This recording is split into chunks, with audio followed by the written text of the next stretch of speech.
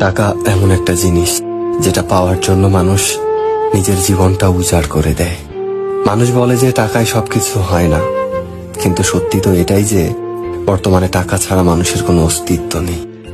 হাসপাতালের অসুস্থ মানুষটা জীবনে বাঁচা মরার সাথে লড়াই করে চলেছে, কিন্তু ডাক্তারের প্রথম কথা হলো যে আগে টাকা জমা করুন, তারপরে চিকিৎসা হবে। স্কুলে পড়লে টাকা, কলেজে শিক্ষা নিতে গেলেও টাকা, আর চাকরিতে সম্মান টাকার কাছে হার মেনে যায়। কোথাও গেলে টাকাটাই সবার আগে দরকার হয়। টাকা থাকলে মানুষ মানুষকে মানুষ ভাবে।